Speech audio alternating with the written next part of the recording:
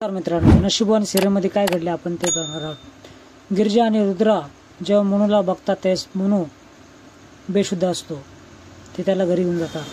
नागेश्वर आणि उर्वशी घरी येते त्यावेळेस नागेश्वर खूप चिडलेला असतो। वारसदार जिवंत कसा याचा अर्थ प्रभास आपल्याशी खोटं बोलला, गद्दारी केली, जिवंत आहे हे आपण कोणाला का सांगायचं, तिला आपण सापडायचं आणि तिला खल्लास करून टाकायचं असं उर्वशी बोलते।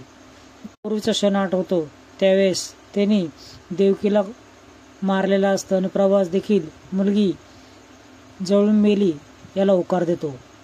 ही चर्चा सर्व वासंती ऐकते। मनू शुद्धीवर येतो त्यावेळेस घडलेला सर्व प्रकार तो गिरिजाला सांगतो आणि तो तुझ्याबद्दल घाण विचार करत होता आणि बाला दारू पाजत होता असं कुशलबाबत सांगतो। गिरिजा त्यावेळेस रुद्राचं कौतुक करत असते आणि मनू लगेच बोलतो, याचा अर्थ तुझा तो बेस्ट फ्रेंड आहे। हे ऐकून रुद्राला खूप आनंद होतो। संधीचा फायदा घेऊन तो घरात घुसणार त्याच वेळेस सगुणा मावशीचा तो गाडी ऐकतो। गिरिजाचं कौतुक करते आणि तुझ्या हाताने रावण दहन झालं ना, हे खूप छान झालं असं बोलते। याचा मान तर गेलाच, वरून त्याचे 25 लाख देखील गेले, याचा मला खूप आनंद होत आहे असं सगुणा मावशी बोलते। नागेश्वर बाबत सगुणा मावशी खूप गाणगाण सांगत असते, त्याच लायकीचा आहे तो, हे देखील बोलत असते। त्यावेळेस रुद्र हे सगळं ऐकतो आणि लुडबुड करायची काय गरज होती या मावशीला इथे, असं तो स्वतःशी बोलतो।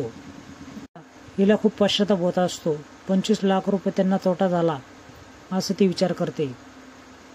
सर्व गावकरी हे नागेश्वरकडे आलेले असतात आणि तुम्ही जर पैसे दिले नाही तर आम्ही सर्वांची परतफेड कशी करू असं ते बोलू लागतात। त्यावेळेस उर्वशी बोलते, त्या मुलीने रावण दहन केलं ना, मग तिच्याकडूनच पैसे घ्या, आम्ही पैसे देणार नाही, जा त्या मुलीला शोधा, आम्ही कुठे शोधत असं गावकरी बोलतात। त्यावेळेस मी ॲड्रेस सांगते असं ती बोलते। गिरिजा त्या ठिकाणी येते, सर्वांनाच भीती वाटत असते की नागेश्वर हिला माफ करणार नाही। इकडे रुद्राला खूप चिंता वाटत असते की आता काय होईल पुढे। गावकरी सर्व गिरिजाला ओरडत असतात, हे पैसे नागेश्वर काय आता देणार नाही, तूच आम्हाला ते पैसे दे असं बोलतात। त्यावेळेस उर्वशी देखील तिचे चांगलीच लायकी काढण्याचा प्रयत्न करते।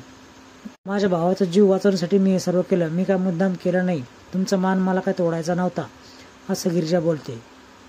पती मिळवण्यासाठी हे सर्व करत आहे असं उर्वशी तिच्यावर आरोप करते।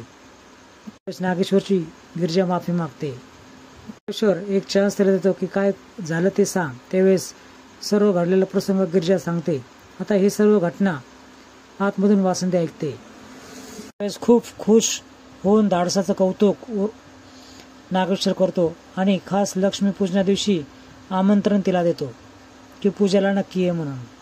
हे सर्वांचा वासंतीला खूप त्रास होत असतो, हे काहीतरी चुकीचं घडतंय असं ती मनात विचार करते। नागेश्वरचा अपमान झाला तरी गिरिजाशी तो कसा नीट वागतोय याचा ती विचार करू लागते। नवीन डाव काय खेळणार हा याच्याबद्दल ती अंदाज लावू शकते। तुम्ही मला मान देताय पण त्या दिवशी मी खरंच येऊ शकत नाही असे म्हणून ती हात जोडते। अशीच नवीन अपडेट बघण्यासाठी चॅनल सबस्क्राईब करा, बेल आयकॉन दाबा। व्हिडिओ पाहिल्याबद्दल धन्यवाद।